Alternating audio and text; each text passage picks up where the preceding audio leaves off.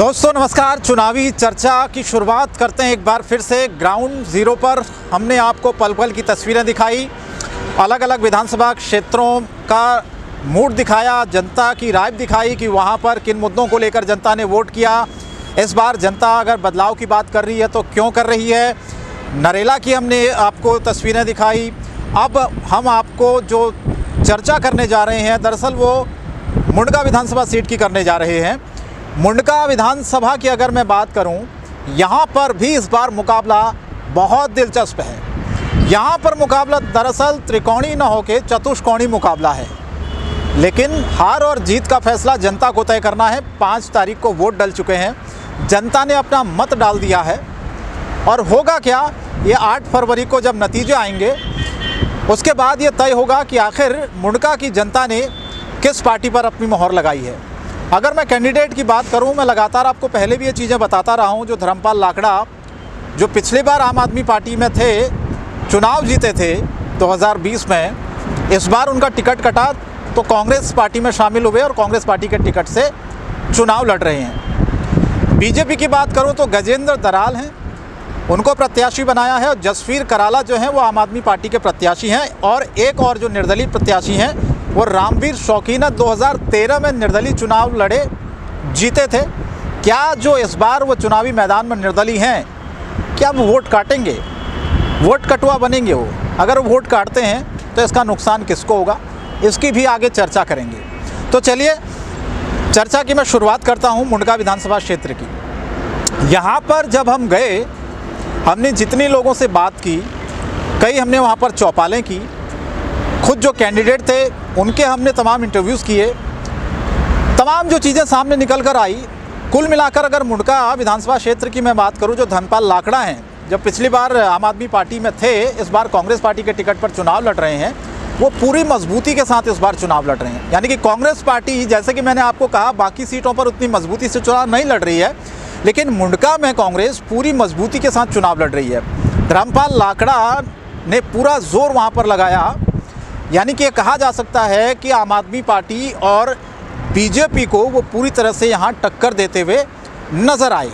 क्योंकि अगर भारतीय जनता पार्टी की मैं बात करूँ, बीजेपी बार बार ये बात को कहती रही है कि दरअसल पिछले 10 सालों में दिल्ली में उतना विकास नहीं हुआ कि जितना होना चाहिए।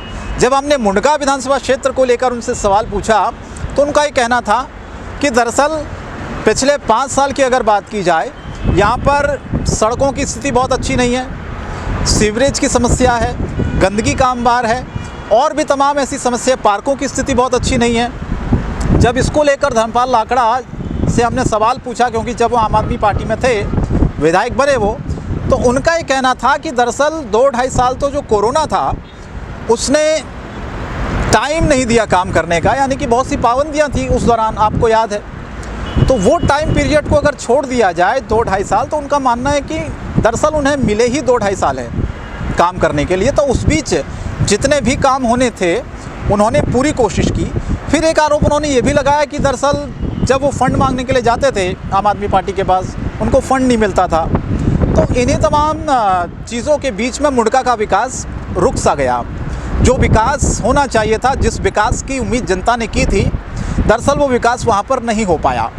इसीलिए इस बार जो कांग्रेस पार्टी के प्रत्याशी हैं धर्मपाल लाकड़ा, वो पूरी मजबूती से चुनाव लड़ रहे हैं। उनका ये कहना है कि अगर जनता ने इस बार मौका दिया एक बार फिर से, हालांकि पिछली बार तो दिया लेकिन पार्टी अलग थी, तो इस बार पूरी तरह से वो समर्पित रहेंगे। क्षेत्र के काम जो पिछले कई सालों से नहीं हो पाए, उस काम को करने के लिए दिन रात एक करेंगे।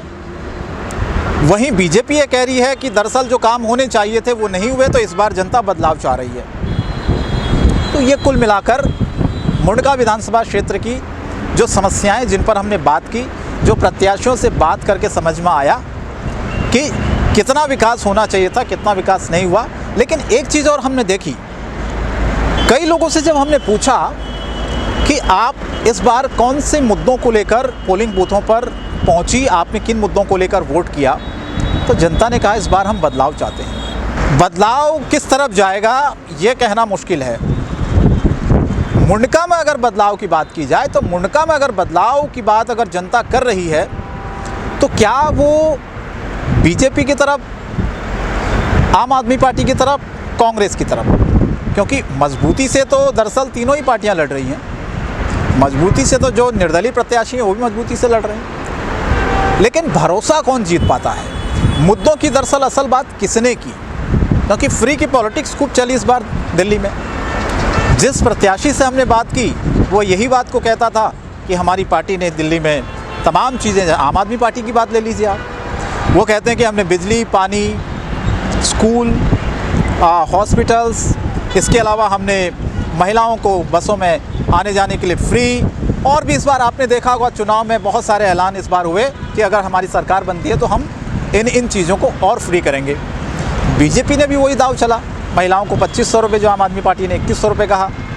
इसके अलावा आप देखें, बीजेपी बार बार इस बात को कहती रही कि जो योजनाएं चल रही हैं पहले से ही फ्री की, उनको हम बंद नहीं करेंगे। 500 रुपये में सिलेंडर देंगे, होली दिवाली पे एक सिलेंडर फ्री मिलेगा। बहुत से ऐसे वादे इस बार दिल्ली की जनता के लिए फ्री की पॉलिटिक्स तमाम पार्टियों ने की। कांग्रेस भी वही आपने देखा होगा, 2500 रुपये, इसके अलावा 500 रुपये में सिलेंडर, महिलाओं के लिए वादे, इसके अलावा हेल्थ इंश्योरेंस, बहुत से वादे दिल्ली की जनता से इस बार तीनों पार्टियों ने किए। लेकिन मुंडका की मैं बात करूं, मुंडका में दरअसल जिस तरह से कांग्रेस मजबूती से लड़ रही है, उससे कहा जा सकता है कि जो मुख्य मुकाबला है वो कांग्रेस और भारतीय जनता पार्टी के बीच में यहाँ नज़र आता है। मुंडका में बाजी कौन मारेगा ये तो देखने वाली बात होगी। ये तो जनता ने फ़िलहाल तय कर दिया है क्योंकि वोट हो चुका है। अब 8 तारीख का इंतज़ार है हम सबको। उस दिन ये देखते हैं कि आखिर जो जनता ने विकास के नाम पर वोट किया, फ्री की पॉलिटिक्स चल रही थी उसके नाम पर वोट किया, या फिर बदलाव के नाम पर जनता ने वोट किया। लेकिन बहुत से लोगों का ये मानना था कि वो दिल्ली में इस बार बदलाव चाहते हैं, क्योंकि बदलाव की बात जब जनता करती है तो आप देखते हैं कि वोटिंग परसेंटेज पर भी उसका सीधा सीधा असर पड़ता है, और जो हमने इस बार वोटिंग परसेंटेज में देखा भी। लेकिन मुंडका में क्या होगा? ये जो मुकाबला मैंने आपको बताया त्रिकोणीय ना होकर चतुष्कोणीय हो गया है, उस पर बाजी कौन मारेगा?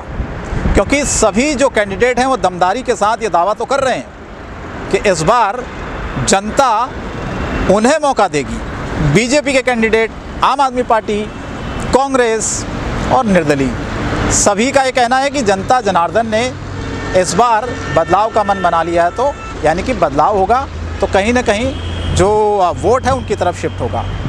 लेकिन समस्याओं की, जैसे मैंने आपको बात की, बहुत सी ऐसी समस्याएं आज भी वहाँ पर हैं। मूलभूत सुविधाएं मैं कहूँगा वहाँ पर जनता को दरअसल उतनी नहीं मिल पाई, और इसका जवाब तो जो राजनीतिक दल हैं उनको देना चाहिए, जिनको जनता ने मौका दिया। लेकिन उनके भी बहुत सारे तर्क हैं जो मैंने आपको बताए। लेकिन इस बार क्या होगा मुंडका में, ये मुंडका की जनता को ही तय करने दिया जाए, क्योंकि उन्होंने तय तो कर लिया। हालांकि अब 8 तारीख का इंतज़ार है। वोटिंग हो चुकी है, ईवीएम में प्रत्याशियों की किस्मत को कैद कर दिया है। 8 तारीख को ये देखना होगा कि दिल्ली की सत्ता पर कौन काबिज होता है, और मुंडका में क्या कमल खिलता है, या पंजा चलता है, या फिर झाड़ू चलती है, या फिर निर्दलीय जो कि बाजी मारेंगे। तो ये मुकाबला दरअसल एक तरह से कह सकते हैं कि बहुत जल्दबाजी होगा कहना कि कोई पार्टी वहाँ से जीत रही है। 8 तारीख का हम सबको इंतज़ार है। 8 तारीख को ये पता लगेगा कि दिल्ली में आखिर किसकी सरकार बन रही है, और जो दावे सरकार बनने का आम आदमी पार्टी कह रही है, अरविंद केजरीवाल ने इस बात को कहा कि 55 सीटें हमारी आ रही है।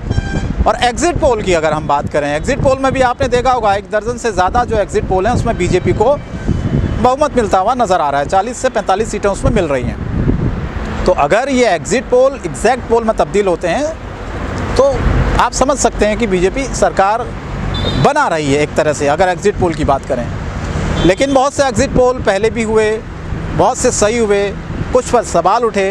तो जो एग्ज़िट पोल हुए हैं ये कितने सही हैं, सटीक बैठेंगे, इन सब का जवाब हमको 8 तारीख को मिल जाएगा। और मुंडका में जनता ने किसको चुना इसका भी हमें जवाब मिल जाएगा। और साथ ही साथ विकास की जो बात राजनीतिक दलों ने की उसका भी अंदाज़ा हमें लग जाएगा कि जनता ने उस पर कितनी मोहर लगाई है, और क्या जनता ने इस बार फ्री की पॉलिटिक्स को चुना, क्या जनता ने इस बार विकास को चुना, या बदलाव को चुना, ये 8 तारीख को हम सबको पता लग जाएगा कि आखिर दिल्ली में बदलाव हुआ या नहीं हुआ, या फिर आम आदमी पार्टी तीसरी बार सत्ता में आने वाली है, या फिर कांग्रेस बहुत करिश्मा यहाँ पर करने वाली है।